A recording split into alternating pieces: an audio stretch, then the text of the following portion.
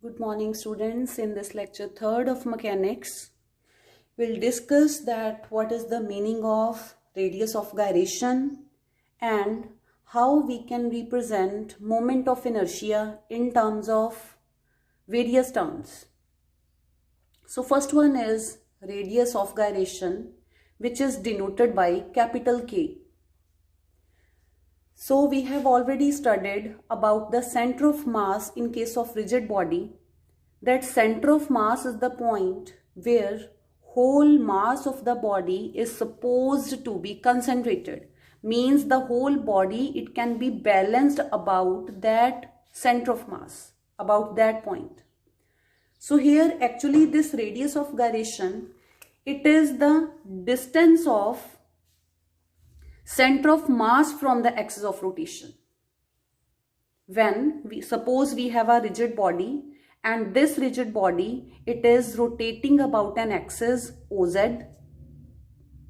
and this rigid body, it is composed of suppose n particles, and all the particles, they are having mass m1, m2, m3, mn and so on.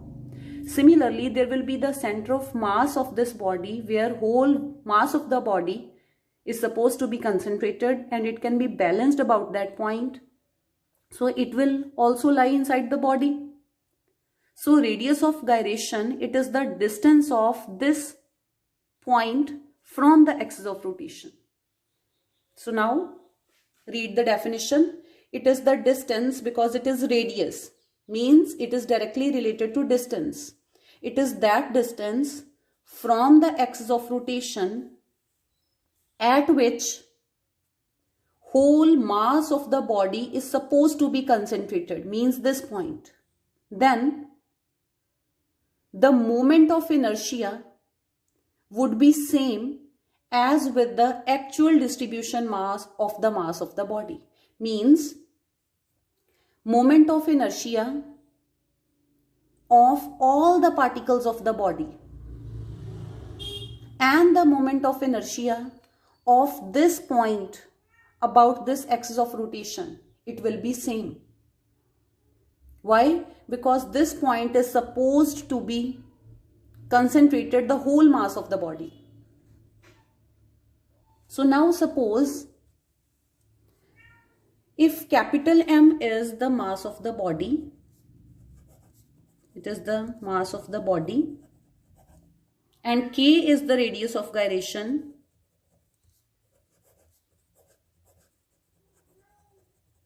so this distance is K.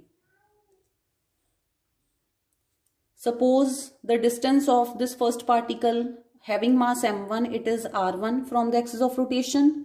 Distance of m2 from the axis of rotation is r2, and similarly the distance of this nth particle from the axis of rotation, suppose this is rn. Then what will be the moment of inertia in terms of radius of gyration and mass of the body? We know that moment of inertia, it is the product of mass of the body and the square of the distance of all the particles from the axis of rotation. And here the mass of all the particles is supposed to be concentrated at single point which lies at distance k from the axis of rotation. So that is why moment of inertia will be m into k square. But also, according to the definition of moment of inertia, it is equal to the sum of moment of inertia of all the particles. The moment of inertia of the rigid body I, it will be the sum of the moment of inertia of all the particles.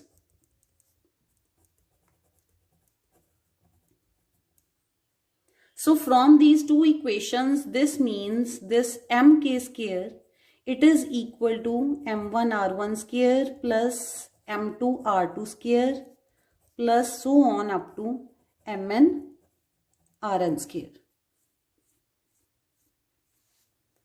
Now if in case all these particles inside the body, rigid body, they have same mass, suppose that is m. If all these masses, all these particles which are constituting the rigid body if their mass is same, that is equal to m. Then in that case, what we will have, here you will have m, and you will take that m common, and inside the bracket we will have r1 square plus r2 square plus so on up to rn square. Now we know that the rigid body, it is composed of n particles, n number of particles. So in the next step, multiply and divide the right hand side by n. Multiply and divide the right hand side by n. Now what is the meaning of this m into n? What is m? It is the mass of one particle. And what is n? It is the total number of particles inside the rigid body. It means when you will multiply mass of one particle with the total number of particles, it will give you the total mass of the rigid body, which is capital M. Mass of one particle multiplied by the total number of particles, it means you are going to get the mass of all the n particles, and which is equal to the mass of the rigid body, which is capital M. So we have mk square, it is equal to m into r1 square plus r2 square plus so on up to rn square by n. M and m will be cancelled out. So what is the expression for radius of gyration k? It is square root of r1 square plus r2 square plus so on up to rn square by n. So what this k represents? K is the radius of gyration, and it is actually equal to the root. Then because this is divided by n, this means mean. So root mean square. What is r? These are distances. So this radius of gyration is the root mean square distance of the constituent particles of the rigid body from the axis of rotation. So numerically, this radius of gyration, it is root mean square distance of all the particles of the rigid body from the axis of rotation. And what is its physical definition? It is that it is that point, it is the distance of the axis of rotation of that point where whole mass of the body is supposed to be concentrated, such that the moment of inertia of all the particles of the body about the axis of rotation, it will come out to be same as the moment of inertia of that point about the axis of rotation. And one more thing about this radius of gyration is that here we are taking the axis of rotation outside the body. And what if the axis of rotation, it is passing through the body? And what if this axis of rotation, it is lying here instead of here? In that case, this distance k, it will change. So this radius of gyration, it is not a constant quantity. Why? Because it depends upon the location of axis of rotation, that where this axis of rotation lies. So for its value, it depends upon this distance, radius of gyration, it depends upon the location of axis of rotation. So that is why it is not a constant quantity. So here you can see. Next is moment of inertia in terms of angular momentum. How we can define moment of inertia I in terms of angular momentum of the rigid body, capital L. So again, suppose we have a rigid body which is composed of n particles having masses m1, m2, m3 and mn, and each particle is it is at fixed distance from the axis of rotation, and the axis of rotation is OZ. And this body, it is rotating about this axis. So suppose this is R1, R2, R3 and Rn. And as this rigid body, it is rotating about this axis, so it will be rotating with some angular velocity.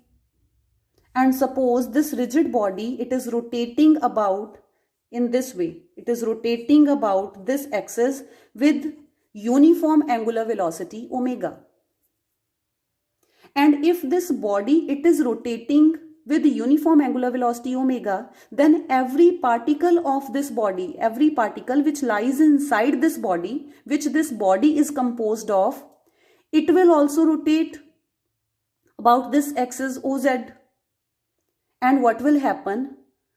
When this particle M1, it will rotate about this axis, and I have already said that this distance R1, it will remain fixed. It means this M1, it will trace a circle. Its rotation path, it will trace a circle around this axis of rotation because of the rotation of particle M1. And this circle, its radius is constant, that is R1. Then R2, again this M2, it will also trace a circle. It will also trace a circle. So all the particles, they are tracing the circle. It means their distance remains fixed. So therefore, all these particles, they are also rotating with the same angular velocity omega as that of the rigid body. So therefore, the angular velocity of all these particles, it will also be equal to omega.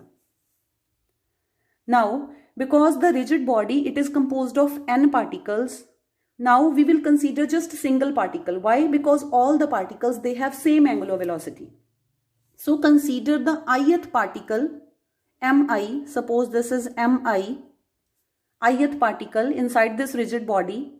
And what is the relation between the linear velocity of this particle and the angular velocity of this particle? We know that linear velocity, it is r into omega. Because this is ith particle, so its distance from this axis of rotation, it will be Ri. So this Vi, it will be equal to Ri omega. Then what will be the linear momentum of this particle? It will be its mass, which is Mi into Vi, its linear velocity. And what is Vi? Put this value here. So you will get Mi Ri omega. So this is the linear momentum of the ith particle. Then as this ith particle, it is also rotating about the given axis. So what will be its angular momentum? We know that its angular momentum again will be Li, and we know that this L vector, it is equal to Ri cross Pi. So for its magnitude, you will have this. But why we have written down Pi into Ri? Because when you will solve this mod of A cross B, it will be equal to AB sine theta.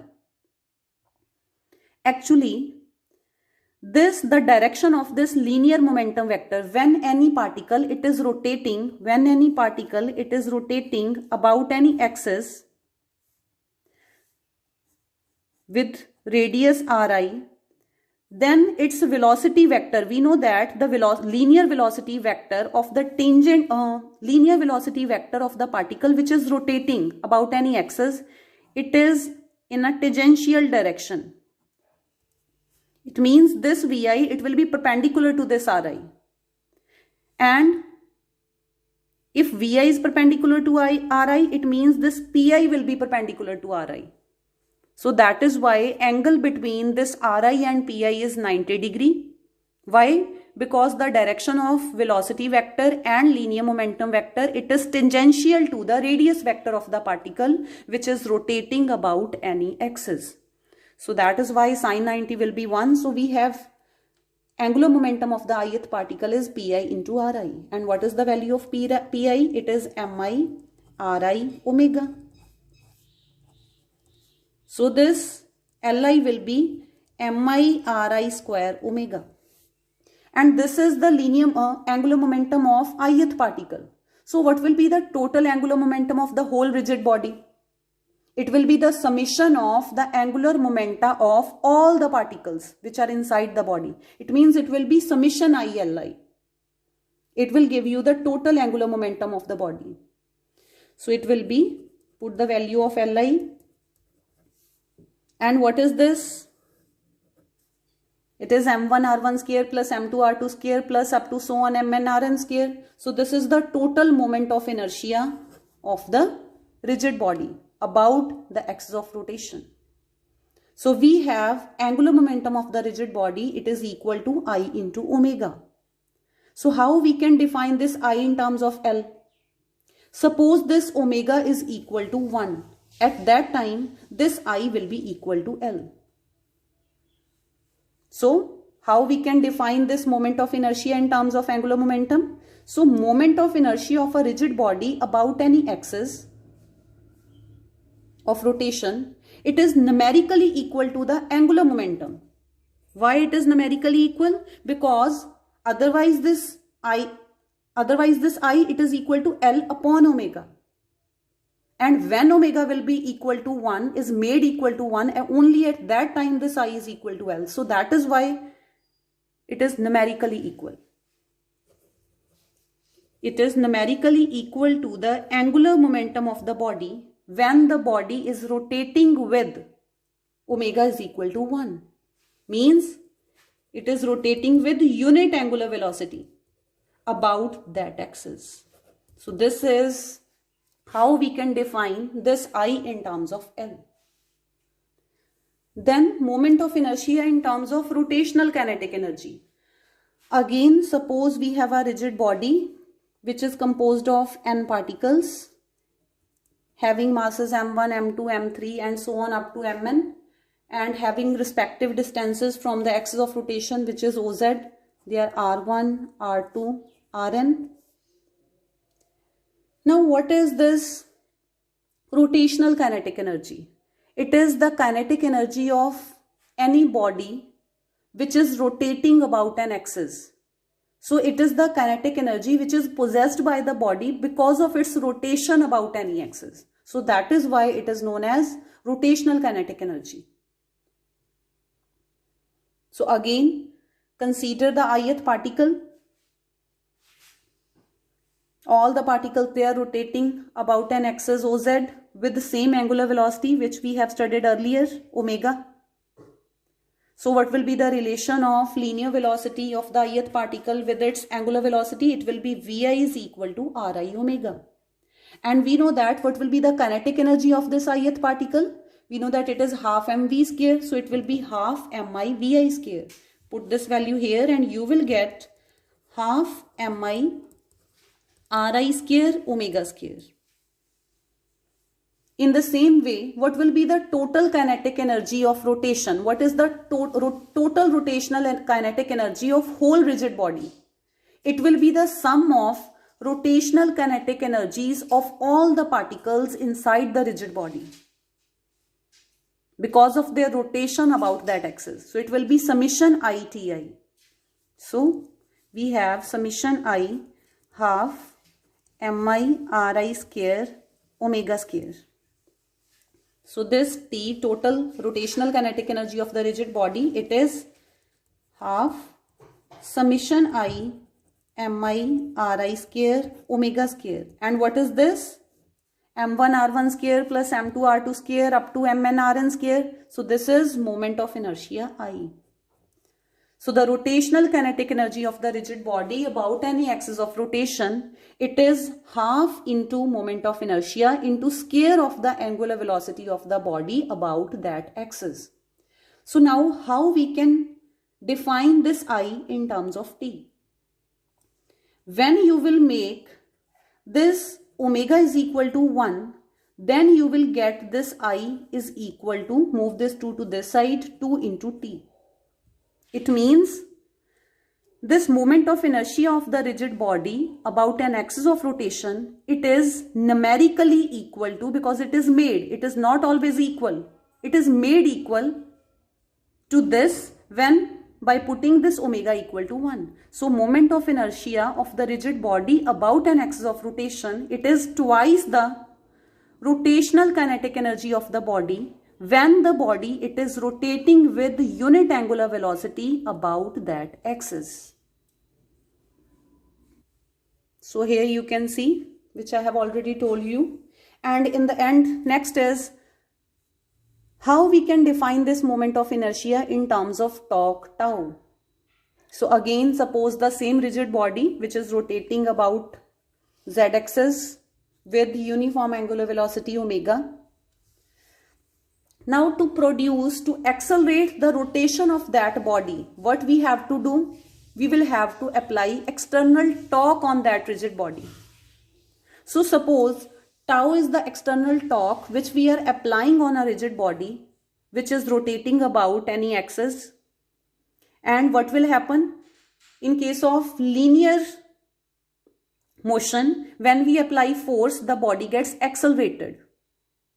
In the direction of motion, when we apply force, then the body gets accelerated. Here also, when you will apply external torque in the direction of the rotation, then the body will be accelerated and it will produce angular acceleration. Suppose that is alpha. So if the body is rotating with angular acceleration alpha, then all of its particles, they will also rotate with angular acceleration alpha. And what is the relation of angular acceleration with linear acceleration? By considering ith particle, it is this.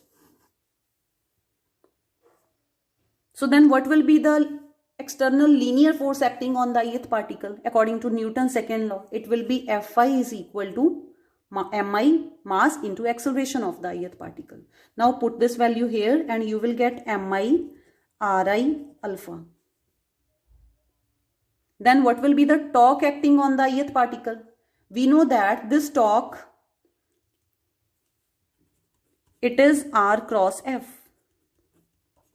And when you will have to find its magnitude, again, the direction of this force which we are applying on the particle, ith particle, the particle which is rotating about any axis, having radius vector, Ri vector, and this force, it will be applied in a direction which is tangent to this, its path, its rotation.